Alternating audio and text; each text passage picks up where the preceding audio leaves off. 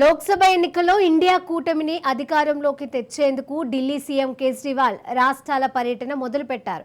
ఈ రోజు ఉత్తరప్రదేశ్ రాష్ట్రంలోని లక్నోలో పర్యటించారు సీఎం కేజ్రీవాల్. ఇక యూపీ మాజీ సీఎం అఖిలేష్ యాదవ్ కేజ్రీవాల్ కు స్వాగతం పలికారు. అనంతరం ఇద్దరూ కలిసి మీడియా సమావేశాన్ని ఏర్పాటు చేశారు. సీఎం కేజ్రీవాల్ మాట్లాడుతూ మరోసారి బీజేపీపై విమర్శల దాడికి దిగారు.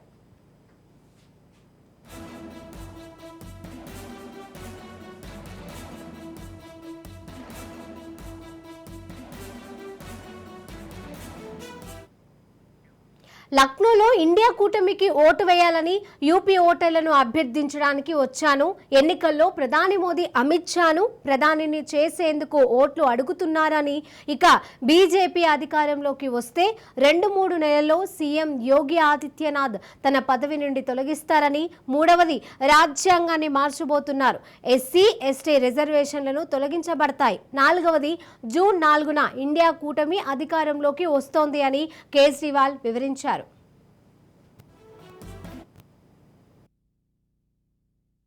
कई लोग जो पद पे बैठे हुए थे उनको पद से इस्तीफा दिलवा के उनको हटाया गया, ऐसे कई सारे लोग हैं। तो अब अगले साल 17 सितंबर को प्रधानमंत्री मोदी जी 75 साल के होंगे और मोदी जी ने तय कर लिया है कि अमित शाह जी को वो अपना वारिस बनाएंगे और अमित शाह जी अगले साल 17 सितंबर को देश के प्रधानमंत्री बनाने का उन्होंने तय किया है मोदी जी ने। इसके ऊपर मोदी जी पिछले 1-2 साल से लगे भी हुए हैं, क्योंकि भारतीय जनता पार्टी के अंदर अमित शाह जी के सामने जो जो बाधाएं पैदा कर सकता था नेता, एक एक करके उन सब नेताओं को साइड कर दिया गया, उनका पत्ता साफ कर दिया गया। शिवराज सिंह चौहान को हटा दिया गया, वसुंधरा राजे को हटा दिया गया, डॉक्टर रमन सिंह को हटा दिया गया, देवेंद्र फडणवीस को खत्म कर दिया गया, खट्टर साहब को खत्म कर दिया गया, एक एक करके सबको खत्म कर दिया गया। अब योगी आदित्यनाथ जी को इन्होंने हटाने का पूरा मन बना लिया है और अगर इनकी सरकार बनी तो 2 महीने के अंदर योगी जी को भी उत्तर प्रदेश के सीएम से हटा दिया जाएगा। मैंने दिल्ली में 3-4 दिन पहले ये प्रेस कॉन्फ्रेंस की थी और ये दोनों मुद्दे उठाए थे।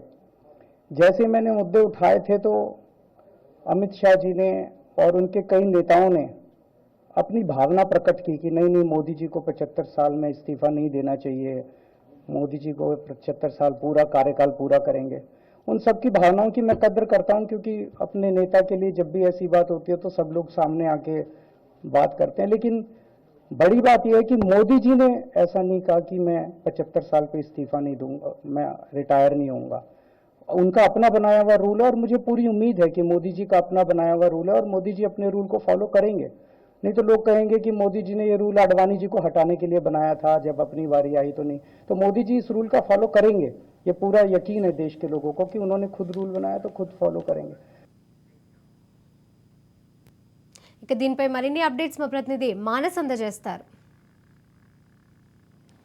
ఢిల్లీ లిక్కర్ కేసులో బెయిల్పై బయటకు వచ్చిన తర్వాత అరవింద్ కేజ్రీవాల్ తన ప్రచారాన్ని ముమ్మరం చేశారని చెప్పుకోవాలి. ముఖ్యంగా చూసుకున్నట్టయితే లక్నోలో అఖిలేష్ యాదవ్తో కలిసి ఎన్నికల ప్రచారాన్ని నిర్వహించారు. అదేవిధంగా ప్రచారంలో భాగంగా బీజేపీపై అదేవిధంగా ఎన్డీఏ సర్కార్పై పూర్తి స్థాయిలో విమర్శలను అయితే గుప్పించారు. ముఖ్యంగా చూసుకున్నట్టయితే మోడీపై అదేవిధంగా అమిత్ షాపై కొన్ని కీలక వ్యాఖ్యలను అయితే చేయడం జరిగింది. ముఖ్యంగా అమిత్ షాని ప్రధానమంత్రి చేయడం కోసమే మోడీ పూర్తిగా తన ఎన్నికల ప్రచారాన్ని నిర్వహిస్తున్నారని, ఒకవేళ ఎన్డీఏ గవర్నమెంట్ బీజేపీ గవర్నమెంట్ కానీ అధికారంలోకి వస్తే ఖచ్చితంగా ప్రధానమంత్రి అయ్యేది మోడీ కాదని అమిత్ షా అని చెప్పేసి కూడా అఖిలేష్ యాదవ్తో పాటు లక్నోలో నిర్వహించిన ఒక మీటింగ్లో ఆయన పాల్గొనడం జరిగింది. ఆ మీటింగ్లో ఇలాంటి కీలక వ్యాఖ్యలు చేయడం అయితే జరిగింది. అదేవిధంగా చూసుకున్నట్టయితే ఎస్సీ ఎస్టీ రిజర్వేషన్లు ఏవైతే ఉంటాయో ఆ రిజర్వేషన్లను కూడా ఎన్డీఏ గవర్నమెంట్ పూర్తిగా రద్దు చేస్తుందని, దానివల్ల ఎస్సీ ఎస్టీ వాళ్ళు ఎవరైతే ఉన్నారో వాళ్ళందరికీ కూడా పూర్తిగా అన్యాయం జరిగే అవకాశాలు ఉన్నాయని కూడా చెప్పడం జరిగింది. అయితే ముఖ్యంగా చూసుకున్నట్టయితే మరోవైపు చూసుకున్నట్టయితే లక్నో వేదికగా జరిగిన ఈ ప్రెస్ మీట్లో అఖిలేష్ యాదవ్తో పాటు పాల్గొన్న కేజ్రీవాల్ అఖిలేష్ యాదవ్ని యూపీలో గెలిపించాలని ప్రజలకి అభ్యర్థించడం జరిగింది. అదేవిధంగా ఇందులో భాగంగా ఒకవేళ ఎన్డీఏ సర్కార్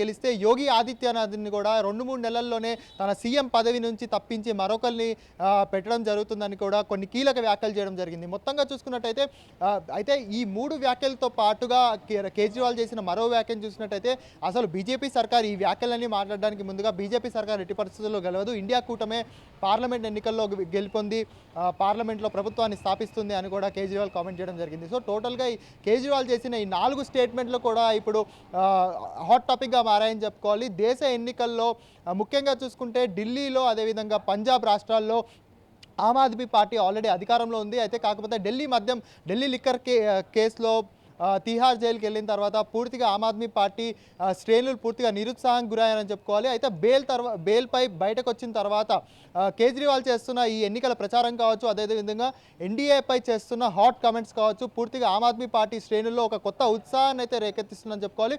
అయితే ఈ ఉత్సాహం ఓటర్ని ఆమ్ ఆద్మీ పార్టీకి, అదేవిధంగా ఇండియా కూటమికి ఓటు వేసే విధంగా సహాయం చేస్తుందా లేదా అనేది మాత్రం తెలియాలంటే జూన్ 4 వరకు వేచి చూడాల్సిందే.